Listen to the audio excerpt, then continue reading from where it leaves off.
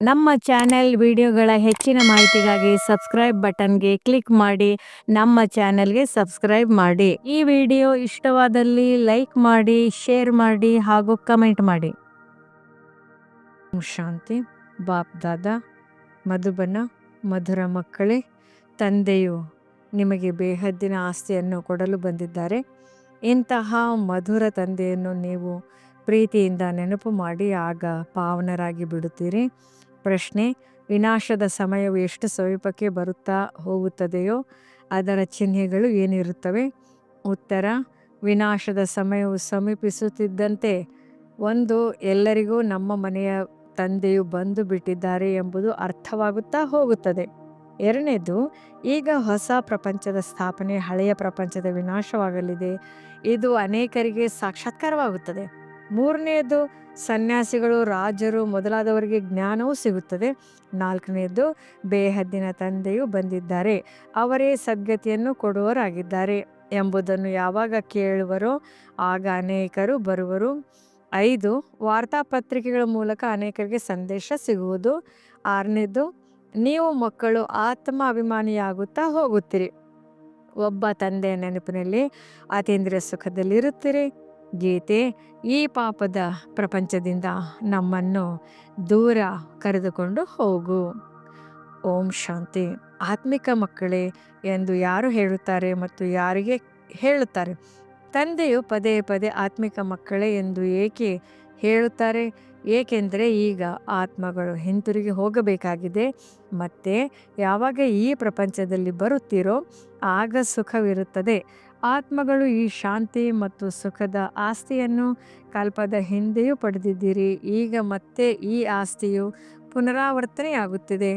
ಇದು ಪುನರಾವರ್ತನೆಯಾದಾಗಲೇ ಸೃಷ್ಟಿ ಚಕ್ರವು ಸಹ ಪುನಃ ಪುನರಾವರ್ತನೆಯಾಗುತ್ತದೆ. ಎಲ್ಲವೂ ಪುನರಾವರ್ತನೆಯಾಗುತ್ತದೆ ಅಲ್ಲವೇ? ಏನೆಲ್ಲವೂ ಕಳೆಯಿತೋ ಅದು ಪುನರಾವರ್ತನೆಯಾಗುವುದು. ಹಾಗೆ ನೋಡಿದರೆ ನಾಟಕವು ಪುನರಾವರ್ತನೆಯಾಗುತ್ತದೆ. ಆದರೆ ಅದರಲ್ಲಿ ಬದಲಾವಣೆ ಮಾಡಬಹುದು. ಯಾವುದೇ ಶಬ್ದಗಳನ್ನು ಮರೆತು ಹೋದರೆ ಅದನ್ನು ಮತ್ತೆ ಸೇರಿಸಬಹುದು. ಇದಕ್ಕೆ ಸಿನಿಮಾ ಎಂದು ಹೇಳಲಾಗುತ್ತದೆ. ಇದರಲ್ಲಿ ಯಾವುದೇ ಬದಲಾವಣೆ ಮಾಡಲು ಸಾಧ್ಯವಿಲ್ಲ. ಇದು ಅನಾದಿ ಮಾಡಲ್ಪಟ್ಟ ನಾಟಕವಾಗಿದೆ. ಆ ನಾಟಕಕ್ಕೆ ಮಾಡಲ್ಪಟ್ಟದ್ದು ಎಂದು ಹೇಳುವುದಿಲ್ಲ. ಈ ಡ್ರಾಮವನ್ನು ತಿಳಿದುಕೊಳ್ಳುವುದರಿಂದ ಮತ್ತೆ ಅದರ ಬಗ್ಗೆಯೂ ಅರ್ಥವಾಗುತ್ತದೆ.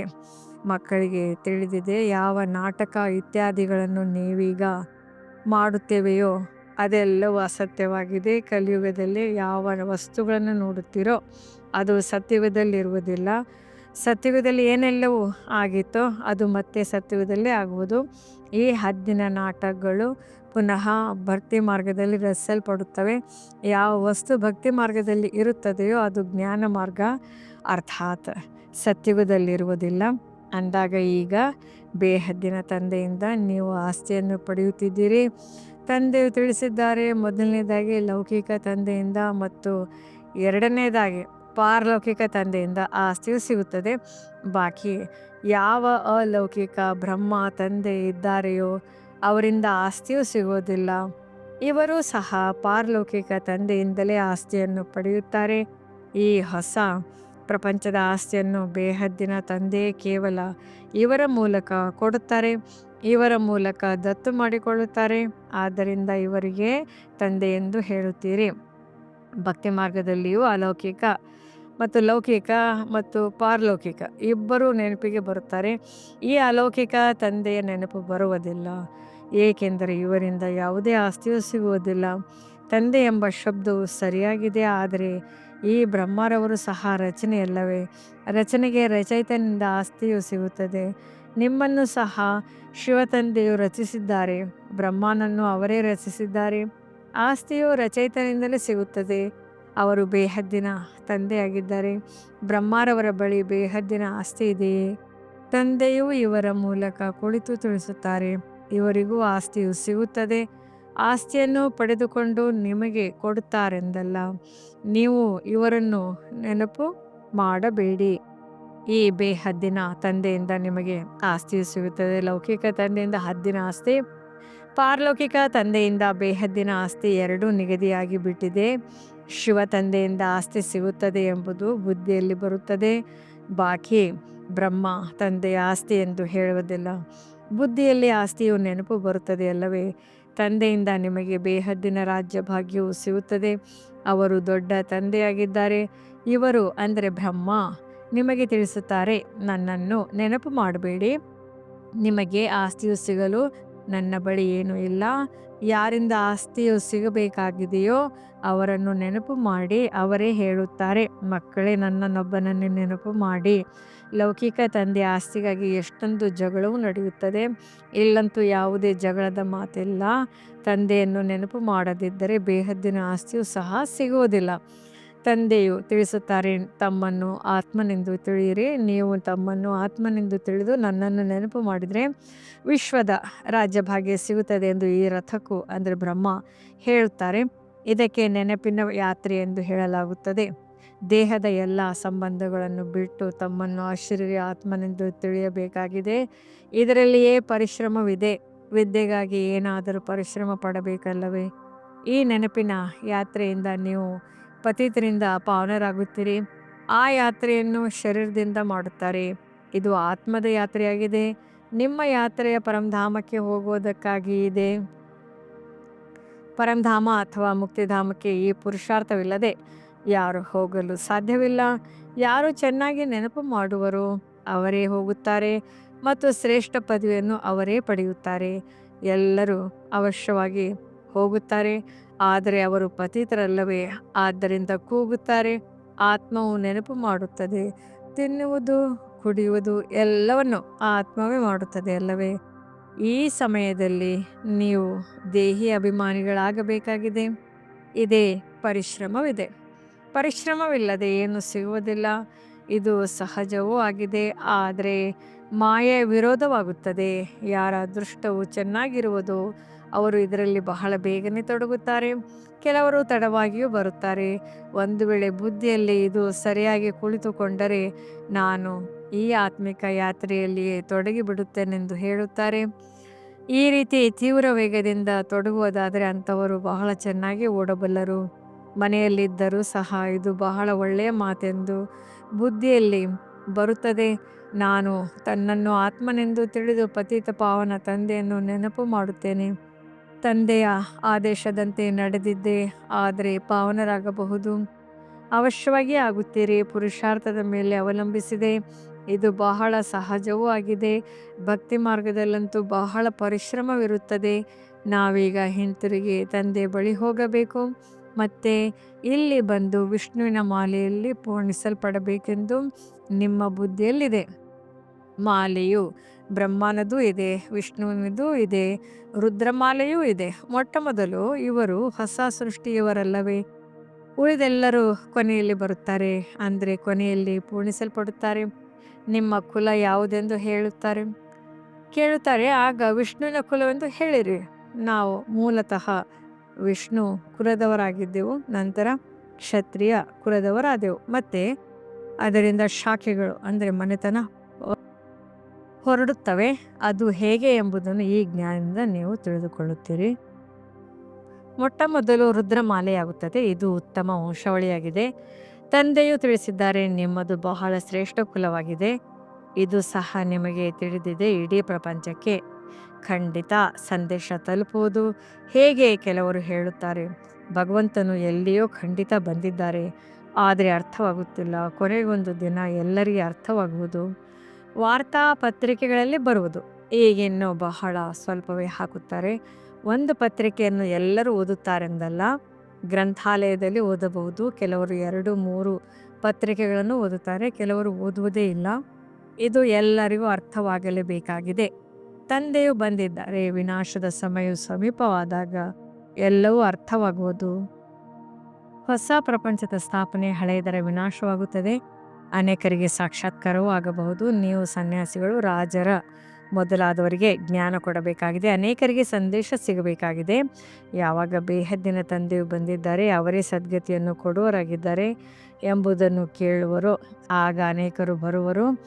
ಈಗಿನ್ನೂ ಅಷ್ಟು ಇಷ್ಟವಾಗುವ ತರಹ ಪತ್ರಿಕೆಗಳಲ್ಲಿ ಹಾಕಿಲ್ಲ. ಕೆಲವರು ಇಂಥವರು ತಯಾರಾಗಿರುತ್ತಾರೆ. ಎಲ್ಲವನ್ನು ಕೇಳಿ ಬರೆಯುತ್ತಾರೆ. ಮಕ್ಕಳಿಗೆ ತಿಳಿದಿದೆ, ನಾವು ಶ್ರೀಮತದಂತೆ ಸತ್ಯುಗದ ಸ್ಥಾಪನೆ ಮಾಡುತ್ತಿದ್ದೇವೆ. ನಿಮ್ಮದು ಇದು ಹೊಸ ಮಿಷನ್ ಆಗಿದೆ. ನೀವು ಈಶ್ವರ್ಯ ಸಂಬಂಧಿಯಾಗಿದ್ದೀರಿ. ಹೇಗೆ ಕ್ರಿಶ್ಚಿಯನ್ ಮಿಷನ್ ಕ್ರಿಶ್ಚಿಯನ್ ಸಂಬಂಧಿಗಳಾಗಿ ಬಿಡುತ್ತಾರೆ. ನೀವು ಈಶ್ವರನ ಸಂಬಂಧಿಯಾಗಿದ್ದೀರಿ. ಆದ್ದರಿಂದ ಅತೀಂದ್ರಿಯ ಸುಖವನ್ನು ಗೋಪಿಕೆಯರಿಂದ ಕೇಳಿ ಎಂಬ ಗಾಯನವಿದೆ. ಅಂದರೆ ಯಾರು ಆತ್ಮಾಭಿಮಾನಿಯಾಗಿದ್ದಾರೆ ಅವರಿಂದ ಕೇಳಿ ಎಂದು. ಒಬ್ಬ ತಂದೆಯನ್ನು ನೆನಪು ಮಾಡಬೇಕು, ಬೇರೆ ಯಾರೂ ಇಲ್ಲ. ಈ ರಾಜಯೋಗವನ್ನು ಒಬ್ಬ ತಂದೆ ಕಲಿಸುತ್ತಾರೆ. ಅವರು ಗೀತೆಯ ಭಗವಂತನಾಗಿದ್ದಾರೆ. ಎಲ್ಲರಿಗೆ ತಂದೆಯ ಇದೇ ನಿಮಂತ್ರಣ ಅಥವಾ ಸಂದೇಶವನ್ನು ಕೊಡಬೇಕಾಗಿದೆ. ಉಳಿದೆಲ್ಲವೂ ಜ್ಞಾನ ಶೃಂಗಾರ ಮಾತುಗಳಾಗಿವೆ. ಈ ಚಿತ್ರಗಳೆಲ್ಲವೂ ಜ್ಞಾನದ ಶೃಂಗಾರವಾಗಿದೆ, ಭಕ್ತಿಯದಲ್ಲ. ಇವನ್ನು ಮನುಷ್ಯರಿಗೆ ತಿಳಿಸುವುದಕ್ಕಾಗಿ ಮಾಡಿಸಿದ್ದಾರೆ. ಈ ಚಿತ್ರಗಳೆಲ್ಲವೂ ಪ್ರಾಯಲೋಪವಾಗಿ ಬಿಡುತ್ತವೆ. ಕೇವಲ ಜ್ಞಾನವು ಆತ್ಮದಲ್ಲಿ ಉಳಿಯುತ್ತದೆ. ತಂದೆಗೂ ಈ ಜ್ಞಾನವಿದೆ, ಡ್ರಾಮಾದಲ್ಲಿ ನಿಗದಿಯಾಗಿದೆ. ನೀವೀಗ ಭಕ್ತಿ ಮಾರ್ಗವನ್ನು ಪಾರು ಮಾಡಿ ಜ್ಞಾನ ಮಾರ್ಗದಲ್ಲಿ ಬಂದಿದ್ದೀರಿ. ನಿಮಗೆ ತಿಳಿದಿದೆ, ನೀವು ಆತ್ಮರಲ್ಲಿ ಈ ಪಾತ್ರವು ನಡೆಯುತ್ತಿದೆ, ನಿಗದಿಯಾಗಿತ್ತು. ಈಗ ಪುನಃ ನಾವು ತಂದೆಯಿಂದ ರಾಜ್ಯವನ್ನು ಕಲಿಯುತ್ತಿದ್ದೇವೆ. ತಂದೆಯೇ ಬಂದು ಈ ಜ್ಞಾನವನ್ನು ಕೊಡಬೇಕಾಗಿತ್ತು. ಆತ್ಮದಲ್ಲಿ ನಿಗದಿಯಾಗಿದೆ, ಅಲ್ಲಿ ಹೋಗಿ ತಲುಪುತ್ತೇವೆ. ನಂತರ ಹೊಸ ಪ್ರಪಂಚದ ಪಾತ್ರವು ಪುನರಾವರ್ತನೆಯಾಗುವುದು. ಆತ್ಮದ ಇಡೀ ರೆಕಾರ್ಡನ್ನು ಈ ಸಮಯದಲ್ಲಿ ಆದಿಯಿಂದ ಅಂತ್ಯದವರೆಗೆ ನೀವು ಅರಿತುಕೊಂಡಿದ್ದೀರಿ. ಮತ್ತೆ ಇದೆಲ್ಲವೂ ನಿಂತು ಹೋಗುತ್ತದೆ. ಭಕ್ತಿ ಮಾರ್ಗದ ಪಾತ್ರವು ನಿಂತು ಹೋಗುವುದು. ನಂತರ ಸತ್ಯುಗದಲ್ಲಿ ನಿಮ್ಮದು ಯಾವ ಪಾತ್ರ ನಡೆದಿತ್ತೋ ಅದೇ ನಡೆಯುವುದು. ಏನಾಗುವುದು ಎಂಬುದನ್ನು ತಂದೆಯು ತಿಳಿಸುವುದಿಲ್ಲ. ಏನೆಲ್ಲವೂ ಹಿಂದೆ ಆಗಿತ್ತೋ ಅದೇ ಆಗುವುದು. ಸತ್ಯವು ಹೊಸ ಪ್ರಪಂಚವಾಗಿದೆ. ಅವಶ್ಯವಾಗಿ ಅಲ್ಲಿ ಎಲ್ಲವೂ ಹೊಸ ಸತೋಪ್ರಧಾನ ಮತ್ತು ಸಸ್ತ ಆಗಿರುವುದು. ಕಲ್ಪದ ಹಿಂದೆ ಏನೆಲ್ಲವೂ ಇತ್ತೋ ಅದೇ ಇರುವುದು. ನೋಡುತ್ತೀರಿ, ಈ ಲಕ್ಷ್ಮೀನಾರಾಯಣರಿಗೆ ಎಷ್ಟೊಂದು ಸುಖವಿದೆ. ಹಣ, ವಜ್ರ, ರತ್ನಗಳ ಎಷ್ಟೊಂದಿರುತ್ತದೆ.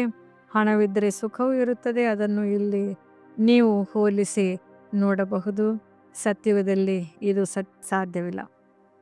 ಇಲ್ಲಿಯ ಮಾತುಗಳೆಲ್ಲವೂ ಅಲ್ಲಿ ಮರೆತು ಹೋಗುತ್ತದೆ. ಇವು ಹೊಸ ಮಾತುಗಳಾಗಿವೆ. ಇವನ್ನು ತಂದೆ ಮಕ್ಕಳಿಗೆ ತಿಳಿಸುತ್ತಾರೆ. ಆತ್ಮಗಳು ಅಲ್ಲಿಗೆ ಹೋಗಬೇಕಾಗಿದೆ. ಎಲ್ಲಿ ಕಾರೋಬಾರ್ ಎಲ್ಲವೂ ನಿಂತು ಹೋಗುತ್ತದೆ. ಲೆಕ್ಕಾಚಾರಗಳೆಲ್ಲವೂ ಮುಗಿಯುತ್ತದೆ. ರೆಕಾರ್ಡ್ ಪೂರ್ಣವಾಗುತ್ತದೆ. ಒಂದೇ ರೆಕಾರ್ಡ್ ಬಹಳ ದೊಡ್ಡದಾಗಿರುತ್ತದೆ. ಆದ್ದರಿಂದ ಆತ್ಮವು ಸಹ ಇಷ್ಟೇ ದೊಡ್ಡದಿರಬೇಕು ಎಂದು ಹೇಳುತ್ತಾರೆ. ಆದರೆ ಇಲ್ಲ, ಇಷ್ಟು ಚಿಕ್ಕ ಆತ್ಮನಲ್ಲಿ 84 ಜನ್ಮಗಳ ಪಾತ್ರವಿದೆ. ಆತ್ಮವು ಅವಿನಾಶಿಯಾಗಿದೆ. ಇದಕ್ಕೆ ಕೇವಲ ಅದ್ಭುತವೆಂದೇ ಹೇಳಬಹುದು. ಹೀಗೆ ಆಶ್ಚರ್ಯಕರವಾದ ವಸ್ತು ಮತ್ಯಾವುದು ಇರಲು ಸಾಧ್ಯವಿಲ್ಲ. ತಂದೆಯ ಪ್ರತಿಯು ಹೇಳುತ್ತಾರೆ, ತಂದೆಯ ಸತ್ಯ ತ್ರೇತಾಯುಗದ ಸಮಯದಲ್ಲಿ ವಿಶ್ರಾಂತಿಯಲ್ಲಿ ಇರುತ್ತಾರೆ. ನಾವು ಆಲ್ರೌಂಡರ್ ಪಾತ್ರವನ್ನು ಅಭಿನಯಿಸುತ್ತೇವೆ. ನಮ್ಮದು ಎಲ್ಲರಿಗಿಂತ ಹೆಚ್ಚಿನ ಪಾತ್ರವಿದೆ. ಆದ್ದರಿಂದ ತಂದೆಯು ಉತ್ತಮ ಆಸ್ತಿಯನ್ನು ಕೊಡುತ್ತಾರೆ. 84 ಜನ್ಮಗಳು ಸಹ ನೀವೇ ತೆಗೆದುಕೊಳ್ಳುತ್ತೀರಿ ಎಂದು ಹೇಳುತ್ತಾರೆ. ನಮ್ಮ ಪಾತ್ರವಂತೂ ಈ ರೀತಿ ಇದೆ, ಅದನ್ನು ಮತ್ಯಾರೂ ಅಭಿನಯಿಸಲು ಸಾಧ್ಯವಿಲ್ಲ. ಅದ್ಭುತ ಮಾತುಗಳಲ್ಲವೇ? ಇದು ಸಹ ಅದ್ಭುತವಾಗಿದೆ. ಆತ್ಮಗಳಿಗೆ ತಂದೆಯು ಕುಳಿತು ತಿಳಿಸಿಕೊಡುತ್ತಾರೆ. ಆತ್ಮವು ಸ್ತ್ರೀ ಪುರುಷನಲ್ಲ. ಯಾವಾಗ ಶರೀರ ಧಾರಣೆ ಮಾಡುತ್ತದೆಯೋ ಆಗ ಸ್ತ್ರೀ ಪುರುಷನೆಂದು ಹೇಳಲಾಗುತ್ತದೆ. ಆತ್ಮರೆಲ್ಲರೂ ಮಕ್ಕಳಾಗಿರುವುದರಿಂದ ಸಹೋದರರಾಗುತ್ತೀರಿ. ಅವಶ್ಯವಾಗಿ ಆಸ್ತಿಯನ್ನು ಪಡೆಯಲು ಸಹೋದರರಾಗಿದ್ದೀರಿ. ಆತ್ಮವು ತಂದೆಯ ಮಗುವಲ್ಲವೇ? ತಂದೆಯಿಂದ ಆಸ್ತಿಯನ್ನು ಪಡೆಯುತ್ತೀರಿ. ಆದ್ದರಿಂದ ಆತ್ಮಕ್ಕೆ ಪುರುಷನೆಂದು ಹೇಳುತ್ತಾರೆ. ತಂದೆಯಿಂದ ಆಸ್ತಿಯನ್ನು ಪಡೆಯಲು ಎಲ್ಲ ಆತ್ಮಗಳಿಗೂ ಅಧಿಕಾರವಿದೆ. ಅದಕ್ಕಾಗಿ ತಂದೆಯನ್ನು ನೆನಪು ಮಾಡಬೇಕು. ತಮ್ಮನ್ನು ಆತ್ಮನೆಂದು ತಿಳಿಯಬೇಕಾಗಿದೆ. ನಾವೆಲ್ಲರೂ ಸಹೋದರರಾಗಿದ್ದೇವೆ. ಆತ್ಮವೇ ಆಗಿದೆ. ಅದು ಎಂದೂ ಬದಲಾಗುವುದಿಲ್ಲ. ಕೇವಲ ಒಮ್ಮೆ ಪುರುಷ, ಕೆಲವೊಮ್ಮೆ ಸ್ತ್ರೀಯ ಶರೀರವನ್ನು ತೆಗೆದುಕೊಳ್ಳುತ್ತದೆ. ಇವು ತಿಳಿದುಕೊಳ್ಳುವಂತಹ ಬಹಳ ಕಷ್ಟ ಮಾತುಗಳಾಗಿವೆ. ಇವನ್ನು ಮತ್ಯಾರು ತಿಳಿಸಲು ಸಾಧ್ಯವಿಲ್ಲ. ಇವನ್ನು ತಂದೆಯಿಂದ ಅಥವಾ ನೀವು ಮಕ್ಕಳಿಂದಲೇ ಕೇಳಬಹುದಾಗಿದೆ. ತಂದೆಯು ನೀವು ಮಕ್ಕಳೊಂದಿಗೆ ಮಾತನಾಡುತ್ತಾರೆ. ಮೊದಲು ಎಲ್ಲರೊಂದಿಗೆ ಮಿಲನ ಮಾಡುತ್ತಿದ್ದರು, ಎಲ್ಲರೊಂದಿಗೆ ಮಾತನಾಡುತ್ತಿದ್ದರು. ಹೀಗೆ ಮಾಡುತ್ತಾ ಕೊನೆಗೆ ಯಾರೊಂದಿಗೂ ಮಾತನಾಡುವುದಿಲ್ಲ. ಮಕ್ಕಳು ತಂದೆಯನ್ನು ಪ್ರತ್ಯಕ್ಷ ಮಾಡುವರಲ್ಲವೇ? ಮಕ್ಕಳೇ ಓದಿಸಬೇಕಾಗಿದೆ. ನೀವು ಮಕ್ಕಳೇ ಅನೇಕರಿಗೆ ಸರ್ವಿಸ್ ಮಾಡಿ. ತರುತ್ತೀರಿ. ಇವರು ಅನೇಕರನ್ನು ತಮ್ಮ ಸಮಾನ ಮಾಡಿ ಕರೆ ತರುತ್ತಾರೆ. ಇವರು ದೊಡ್ಡ ರಾಜನಾಗುತ್ತಾರೆ, ಇವರು ಚಿಕ್ಕ ರಾಜನಾಗುತ್ತಾರೆ ಎಂದು ತಂದೆಯು ತಿಳಿದುಕೊಳ್ಳುತ್ತಾರೆ. ನೀವು ಆತ್ಮಿಕ ಸೇನೆಯೂ ಆಗಿದ್ದೀರಿ. ಎಲ್ಲರನ್ನು ರಾವಣನ ಬಂಧನಗಳಿಂದ ಬಿಡಿಸಿ ತಮ್ಮ ಕಡೆ ಕರೆ ತರುತ್ತೀರಿ. ಯಾರೆಷ್ಟು ಸೇವೆ ಮಾಡುವರೋ ಅಷ್ಟು ಫಲ ಸಿಗುತ್ತದೆ. ಯಾರು ಹೆಚ್ಚು ಭಕ್ತಿ ಮಾಡಿದ್ದಾರೆಯೋ ಅವರೇ ಹೆಚ್ಚು ಬುದ್ಧಿವಂತರಾಗಿ ಬಿಡುತ್ತಾರೆ ಮತ್ತು ಆಸ್ತಿಯನ್ನು ಪಡೆಯುತ್ತಾರೆ. ಇದು ವಿದ್ಯೆಯಾಗಿದೆ. ವಿದ್ಯೆಯನ್ನು ಚೆನ್ನಾಗಿ ಓದಿದ್ದರೆ ಅನುತ್ತೀರ್ಣರಾಗಿ ಬಿಡುವರು. ಬಹಳ ಸಹಜ ವಿದ್ಯೆಯಾಗಿದೆ. ಇದನ್ನು ತಿಳಿದುಕೊಳ್ಳುವುದು ಮತ್ತು ತಿಳಿಸುವುದು ಸಹಜವಾಗಿದೆ. ಯಾವುದೇ ಕಷ್ಟದ ಮಾತಿಲ್ಲ. ಆದರೆ ರಾಜಧಾನಿಯು ಸ್ಥಾಪನೆಯಾಗಬೇಕಾಗಿದೆ. ಅದರಲ್ಲಿ ಎಲ್ಲರೂ ಬೇಕಲ್ಲವೇ? ಅದರಲ್ಲಿ ನಾವು ಶ್ರೇಷ್ಠ ಪದವಿಯನ್ನು ಪಡೆಯಬೇಕೆಂದರೆ ಪುರುಷಾರ್ಥ ಮಾಡಬೇಕಾಗಿದೆ ಮತ್ತು ಮೃತ್ಯುಲೋಕದಿಂದ ವರ್ಗಾವಣೆಯಾಗಿ ಅಮರಲೋಕದಲ್ಲಿ ಹೋಗಬೇಕಾಗಿದೆ. ಎಷ್ಟು ಓದುವಿರೋ ಅಷ್ಟು ಅಮರಪುರಿಯಲ್ಲಿ ಶ್ರೇಷ್ಠ ಪದವಿಯನ್ನು ಪಡೆಯುತ್ತೀರಿ. ತಂದೆಯನ್ನು ಪ್ರೀತಿಯೂ ಮಾಡಲಾಗುತ್ತದೆ, ಏಕೆಂದರೆ ಇವರು ಬಹಳ ಪ್ರಿಯಾತಿ ಪ್ರಿಯ ವಸ್ತುವಾಗಿದ್ದಾರೆ. ಪ್ರೀತಿಯ ಸಾಗರನೂ ಆಗಿದ್ದಾರೆ. ಎಲ್ಲರಿಗೆ ಅವರ ಮೇಲೆ ಏಕರಸ ಪ್ರೀತಿ ಇರುವುದಿಲ್ಲ. ಕೆಲವರು ನೆನಪು ಮಾಡುತ್ತಾರೆ, ಕೆಲವರು ಮಾಡುವುದಿಲ್ಲ. ಕೆಲವರಿಗೆ ತಿಳಿಸಿ ಕೊಡುವ ನಶೆ ಇರುತ್ತದೆ ಅಲ್ಲವೇ? ಇದು ಒತ್ತು ಕೊಟ್ಟು ಹೇಳುವ ವಿಷಯವಾಗಿದೆ. ಯಾರಿಗೇ ಆಗಲಿ ಇದನ್ನು ತಿಳಿಸಿ ಎಂದು. ವಿಶ್ವವಿದ್ಯಾಲಯವಾಗಿದೆ, ಆತ್ಮಿಕ ವಿದ್ಯಾಲಯವೂ ಆಗಿದೆ. ಇಂತಹ ಚಿತ್ರಗಳನ್ನು ಮತ್ತಾವುದೇ ಶಾಲೆಯಲ್ಲಿ ತೋರಿಸಲಾಗುವುದಿಲ್ಲ. ಪ್ರತಿದಿನ ಇನ್ನೂ ಚಿತ್ರಗಳು ತಯಾರಾಗುತ್ತಿರುತ್ತವೆ. ಯಾವುದನ್ನು ಮನುಷ್ಯರು ನೋಡುತ್ತಿದ್ದಂತೆ ಅರ್ಥವಾಗಿ ಬಿಡುವುದು. ಏಣಿಯ ಚಿತ್ರವು ಬಹಳ ಚೆನ್ನಾಗಿದೆ, ಆದರೆ ದೇವತಾ ಧರ್ಮದವರಲ್ಲವೆಂದರೆ ಅವರಿಗೆ ಅರ್ಥವಾಗುವುದಿಲ್ಲ. ಯಾರು ಈ ಕುಲದವರಾಗಿರುವರೋ ಅವರಿಗೆ ಬಾಣವು ನಾಟುವುದು. ಯಾರು ನಮ್ಮ ದೇವತಾ ಧರ್ಮದ ಎಲೆಗಳಾಗಿರುವರೋ ಅವರೇ ಬರುತ್ತಾರೆ. ನಿಮಗೂ ಸಹ ಇದು ಅನುಭವವಾಗುತ್ತದೆ. ಇವರು ಬಹಳ ರುಚಿಯಿಂದ ಕೇಳುತ್ತಿದ್ದಾರೆಂದು. ಕೆಲವರಂತೂ ಹಾಗೆಯೇ ಹೊರಟು ಹೋಗುತ್ತಾರೆ. ದಿನ ಪ್ರತಿದಿನ ಮಕ್ಕಳಿಗೆ ಹೊಸ ಹೊಸ ಮಾತುಗಳನ್ನು ತಿಳಿಸುತ್ತಿರುತ್ತಾರೆ. ನಿಮಗೆ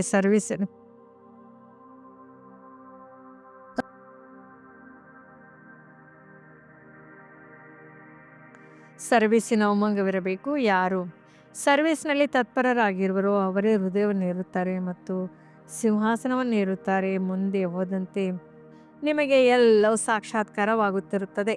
ನೀವು ಈ ಖುಷಿಯಲ್ಲಿ ಇರುತ್ತೀರಿ. ಪ್ರಪಂಚದಲ್ಲಂತೂ ಬಹಳ ಹಾಹಾಕಾರವಾಗಲಿದೆ. ರಕ್ತದ ನದಿಗಳು ಹರಿಯುವವು. ಸಾಹಸವಂತರಾಗಿರಿ. ಸರ್ವಿಸ್ ಮಾಡುವವರು ಎಂದೂ ಹಸುವಿನಿಂದ ಸಾಯುವುದಿಲ್ಲ. ಆದರೆ ಇಲ್ಲಂತೂ ನೀವು ವನವಾಸದಲ್ಲಿರಬೇಕಾಗಿದೆ. ಸತ್ಯುಗದಲ್ಲಿ ಸುಖ ಸಿಗುವುದು. ಕನ್ಯೆಯನ್ನು ವನವಾಸದಲ್ಲಿ ಕೂರಿಸುತ್ತಾರಲ್ಲವೇ? ಮಾವನ ಮನೆಗೆ ಹೋಗಿ ಹೆಚ್ಚು ಶೃಂಗರಿತವಾಗುತ್ತಾಳೆ. ನೀವು ಸಹ ಮಾವನ ಮನೆಗೆ ಸ್ವರ್ಗ ಹೋಗುತ್ತೀರಿ. ಆದ್ದರಿಂದ ಆ ನಶೆ ಇರುತ್ತದೆ. ಅದು ಸುಖಧಾಮವಾಗಿದೆ, ಒಳ್ಳೆಯದು. ಮಧುರ ಆಗಲಿ. ಹೋಗಿ ಮರಳಿ ಸಿಕ್ಕಿರುವ ಮಕ್ಕಳ ಪ್ರತಿ ಮಾತಾಪಿತಾ ಬಾಬ್ದಾದರವರ ನೆನಪು, ಪ್ರೀತಿ ಹಾಗೂ ಸುಪ್ರಭಾತ. ಆತ್ಮಿಕ ಮಕ್ಕಳಿಗೆ ಆತ್ಮಿಕ ತಂದೆಯ ನಮಸ್ತೆ. ಧಾರಣೆಗಾಗಿ ಮುಖ್ಯ ಸಾರ. ಮೊದಲನೇದ್ದು, ಮಾಲೆಯಲ್ಲಿ ಪೂರ್ಣಿಸಲ್ಪಡಲು ಆತ್ಮಾಭಿಮಾನಿಯಾಗಿ ತೀವ್ರ ವೇಗದಿಂದ ನೆನಪಿನ ಯಾತ್ರೆ ಮಾಡಬೇಕಾಗಿದೆ. ತಂದೆಯ ಆದೇಶದಂತೆ ನಡೆದು ಪಾವನರಾಗಬೇಕಾಗಿದೆ. ಎರಡನೇದು, ತಂದೆಯ ಪರಿಚಯ ಕೊಟ್ಟು ಅನೇಕರನ್ನು ತಮ್ಮ ಸಮಾನ ಮಾಡಿಕೊಳ್ಳುವ ಸೇವೆ ಮಾಡಬೇಕಾಗಿದೆ. ಇಲ್ಲಿ ವಾಸದಲ್ಲಿ ಇರಬೇಕು. ಅಂತಿಮ ಹಾಹಾಕಾರದ ದೃಶ್ಯವನ್ನು ನೋಡಲು ಮಹಾವೀರರಾಗಬೇಕಾಗಿದೆ. ವರದಾನ: ಬಂಧನಗಳ ಪಂಜರವನ್ನು ಮುರಿದುಕೊಂಡು ಜೀವನ್ಮುಕ್ತ ಸ್ಥಿತಿ ಅನುಭವ ಮಾಡುವಂತಹ ಸತ್ಯವಾದ ಟ್ರಸ್ಟಿ ಭವ. ಶರೀರದ ಹಾಗೂ ಸಂಬಂಧದ ಬಂಧನವೇ ಪಂಜರವಾಗಿದೆ. ಜವಾಬ್ದಾರಿ ನಿಭಾಯಿಸುವುದನ್ನು ಸಹ ನಿಮಿತ್ತ ಮಾತ್ರ ನಿಭಾಯಿಸಬೇಕು, ಸೆಳೆತದಿಂದಲ್ಲ. ಆಗ ಹೇಳಲಾಗುವುದು ನಿರ್ಬಂಧನ್. ಯಾರು ಟ್ರಸ್ಟಿಯಾಗಿರುತ್ತಾರೆ, ನಡೆಯುತ್ತಾರೆ, ಅವರೇ ನಿರ್ಬಂಧನರಾಗಿದ್ದಾರೆ.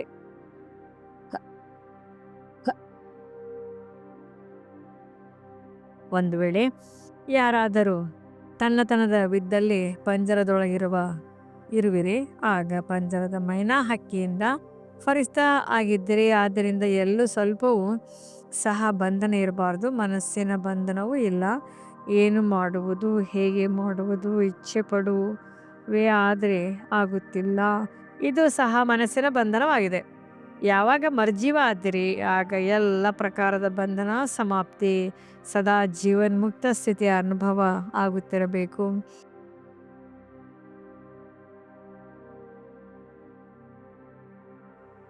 ಸ್ಲೋಗನ್: ಸಂಕಲ್ಪಗಳ ಉಳಿತಾಯ ಮಾಡಿ, ಆಗ ಸಮಯ ಮತ್ತು ಮಾತು ಎಲ್ಲವೂ ಸ್ವತಃವಾಗಿ ಉಳಿತಾಯವಾಗುವುದು. ಅವ್ಯಕ್ತ ಸೂಚನೆ: ಈಗ ಸಂಪನ್ನ ಅಥವಾ ಕರ್ಮಾತೀತರಾಗುವುದರಲ್ಲಿ ತತ್ಪರರಾಗಿರಿ. ಕರ್ಮಾತೀತ ಅರ್ಥಾತ್ ಕರ್ಮದ ಯಾವುದೇ ಬಂಧನದ ಸ್ಪರ್ಶದಿಂದ ಭಿನ್ನ. ಇದೇ ರೀತಿ ಅನುಭವ ಹೆಚ್ಚಿಸುತ್ತಾ ಹೋಗಿ. ಯಾವುದೇ ಕಾರ್ಯ ಸ್ಪರ್ಶ ಮಾಡದಿರಲಿ ಮತ್ತು ಮಾಡಿದ ನಂತರ ಏನು ಫಲಿತಾಂಶ ಬರುತ್ತದೆ ಅದರ ಸ್ಪರ್ಶವು ಆಗದಿರಲಿ. ಸಂಪೂರ್ಣ ಭಿನ್ನತನದ ಅನುಭವವಾಗುತ್ತಿರಲಿ. ಹೇಗೆ ಬೇರೆಯವರು ಮಾಡಿಸಿದರು ಮತ್ತು ನಾನು ಮಾಡಿದೆ. ನಿಮಿತ್ತರಾಗುವುದರಲ್ಲಿಯೂ ಭಿನ್ನತನದ ಅನುಭವವಾಗಲಿ. ಏನೆಲ್ಲ ನಡೆಯಿತೋ ಅದಕ್ಕೆ ಬಿಂದು ಬಿಟ್ಟು ಭಿನ್ನರಾಗಿರಿ. ಓಂ ಶಾಂತಿ.